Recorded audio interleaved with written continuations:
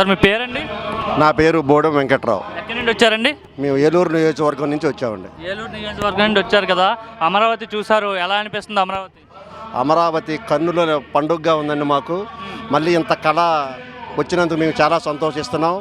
మన చంద్రబాబు నాయుడు గారి వల్ల మళ్ళీ పునర్నిర్మాణం జరగడం చాలా ఆంధ్రప్రదేశ్కి చాలా ముందు తరం వాళ్ళకి శుభసూచనగా మేము కోరుకుంటున్నామండి. గత 5 ఏళ్ళు ఈ అమరావతిని గత ప్రభుత్వం వాళ్ళు పట్టించుకోలేదు కదండి, ఏం చెప్తారు వాళ్ళ కోసం? ఏం చెప్తామంటే అప్పుడు ప్రభుత్వం పట్టించుకోలేదు కాబట్టి ప్రజలు సరైన బుద్ధి చెప్పారు, సరైన న్యాయం చేశారు. ప్రజలు కూడా ఎవరైతే మంచి పనులు చేస్తారో, ఎవరైతే అభివృద్ధి చేస్తారో అటువంటి నాయకుడిని ఈ రోజుని ప్రజలందరూ ఎన్నుకున్నారు. మరి ఇది ఈ కార్యక్రమానికి మోడీ గారు వచ్చారు. సో మాజీ ముఖ్యమంత్రి జగన్మోహన్ రెడ్డికి కూడా ఆహ్వానం పంపించారు రమ్మని. సో ఆయన రాకపోవడం పట్ల ఏం చెప్తారండి? ఆయన తోక ముడిచి ఆయన మళ్ళీ బెంగళూరు వెనక్కి వెళ్ళిపోయారు. ఆయన ముఖం చెల్లలేదు.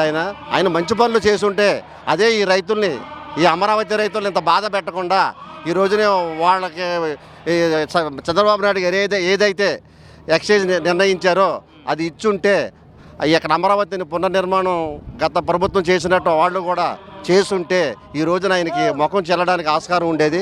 ఏ ముఖం చెల్లకుండా ఏ అభివృద్ధి ఆంధ్రప్రదేశ్లో 5 సంవత్సరాలు, ఈ 5 సంవత్సరాలు ఆంధ్రప్రదేశ్లో అమరావతిలో ఏ అభివృద్ధి చేయలేదు కాబట్టి ఆయనకు ముఖం చెల్లక రాలేదండి.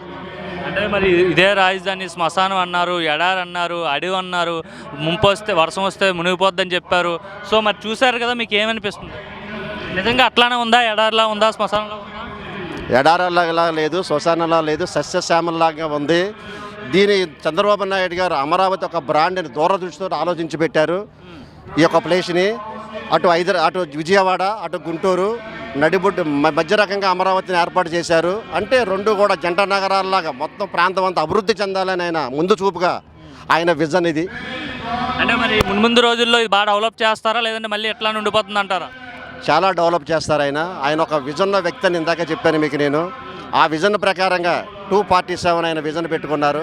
ఆ విజన్ ప్రకారంగా అభివృద్ధి జరుగుద్ది. ప్రజలు కూడా అభివృద్ధి ఎవరు చేస్తున్నారో, పరిపాలన ఎవరైనా సక్రమంగా చేస్తున్నారో ఈరోజు పోలవరం పరిగెడుతుంది, అమరావతి అభివృద్ధి అవుతుంది. అలాగే నిరుద్యోగులు కూడా ఇక్కడ అనేకమైన ఫ్యాక్టరీలు కట్టించాలని, అనేకమైన మన హైదరాబాద్లో ఏదైతే తీసుకొచ్చారో హైటెక్ సిటీని, అటువంటి ఎన్నో తీసుకొచ్చి నిరుద్యోగులకి ఇక్కడ ఉద్యోగాలు కల్పించాలని ఆయన అభివృద్ధి చేయడానికి కంకణం కట్టుకున్నారండి. అంటే మరి జగన్మోహన్ రెడ్డి అంటున్నాడు, ఈ ప్రభుత్వంలో చాలామంది ఇబ్బందులు పడిపోతున్నారు, నా పరిపాలన కోసం ప్రజలు ఎదురు చూస్తున్నారని ఆయన చెప్తున్నాడు.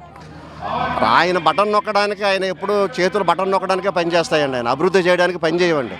ఆ బటన్ నొక్కడానికి ఈరోజు ఆస్కారం లేదు కాబట్టి ఆయన అటువంటి మాటలు చెప్తున్నారండి. ఆయన మరి వైసీపీ వాళ్ళు గతంలో 3 రాజధానులు అన్నారు కదా, 3 రాజధానులు అనే కాన్సెప్ట్ తీసుకొచ్చారు కదా. 3 రాజధానులు అయితేనే రాష్ట్రం అంతా డెవలప్ అవుతుంది, ఒక రాజధాని అయితే అవ్వదనేసి వాళ్ళు అంటున్నారు కదా. ఏమండి, 3 రాజధానులు అన్నారు, కానీ మన మద్రాసులో విడిపోయిన తర్వాత కర్నూలు రాజధాని చేశారు. అప్పుడు అభివృద్ధి లేదు. ఆ కర్నూలు తర్వాత తీసుకెళ్ళి హైదరాబాద్లో కలిపారు. హైదరాబాద్లో కలిపిన తర్వాత మన దేశానికి స్వాతంత్రం వచ్చిన తర్వాత ఎక్కువ కాలం పరిపాలించిన పార్టీ ఏదండి అసలు? జాతీయ పార్టీగా కాంగ్రెస్ పార్టీ విస్మరించింది. అంతా మొత్తం అందరినీ తీసుకెళ్ళి హైదరాబాద్లో ఆ రాజధానిలో కేంద్రీకృతం చేసింది. మిగతా ప్రాంతాలని ఉత్తరాదిని వదిలేసింది, రాయలసీమను వదిలేసింది, పల్నాడు వదిలేసింది. ఈరోజు కొత్తగా వదిలేసింది ఏమీ లేదండి. ఈరోజు ఈయన అభివృద్ధి చేస్తున్నారు. ఇంకానే చేయగలుగుతాడా చంద్రబాబు? వయసు అయిపోయింది, ముసలోడు ఎట్లా అంటున్నారు కదా. తప్పకుండా చేయగలుగుతాడండి. ఆయన విజన్ పెట్టుకున్నాడు. ఆ విజన్ ప్రకారంగా ఆయన 100 ఏళ్ళు బతకాలని మేము కోరుకుంటున్నామండి. మరి మున్ముందు రోజుల్లో మరో హైదరాబాద్ లాగా, లేదంటే మరో చెన్నై లాగా అమరావతి కూడా తయారవుతుందా? అమరావతి ప్రపంచ దేశాల్లో ఒక బ్రాండ్ కింద, అమరావతి అంటే ఒక బ్రాండ్ కింద ఆయన 247కి ఆయన కంకణం కట్టుకున్నారండి. ఆయన అభివృద్ధి చేస్తారు. మరి అమరావతిలో ఇక్కడ ఉన్న కట్టడాలన్నీ కూడా గ్రాఫిక్సే, చంద్రబాబు ఏమీ కట్టలేదు, ఇది ఒక భ్రమరావతి అని అన్నారు కదా. నిజంగా అట్లానే ఉందా? ఇక్కడ ఏమైనా కట్టడాలు కనిపిస్తున్నాయి మీకు? ఏమంటే గత ప్రభుత్వంలోనే కొన్ని కట్టడాలు జరిగినాయండి. గత ప్రభుత్వంలోనే కొన్ని కట్టడాలు జరిగినాయి. అవి మా కళ్ళారా మేము చూసాం. ఇప్పుడు మళ్ళీ అదంతా మొత్తం పాడైపోయి నిర్మానుషంగా అయిపోయి అవన్నీ ఇప్పుడు కొన్ని వేల కోట్లు మళ్ళీ అదనపు ఖర్చు కింద మొత్తం అవన్నీ రిపేర్ చేసుకుని మళ్ళీ పూర్వ పరిస్థితి తీసుకురావడానికి ఆయన కంకణం కట్టుకున్నారండి. అది అంటే 5 ఏళ్ళలో 3 ఏళ్ళలో పూర్తి చేస్తాం అనేసి అయితే నారాయణ గారు అంటున్నారు. చేసేస్తారా? తప్పకుండా జరుగుద్దండి. 3 ఏళ్ళు కాకపోతే ఇంకొక 6 నెలలు పడుద్ది, కానీ తప్పకుండా అభివృద్ధి జరుగుద్ది. ఏంటి, హైదరాబాద్ కన్నా ప్రపంచ దేశాల్లో అమరావతి ఒక బ్రాండ్ కింద నిలిచిపోద్దని ఆంధ్రప్రదేశ్ రాజధాని. ఏంటి అంత నమ్మకం చంద్రబాబు పైన మీకు? మా నమ్మకం అండి, అభివృద్ధే ఆయన బ్రాండ్ అండి, అది మా నమ్మకం అండి అది.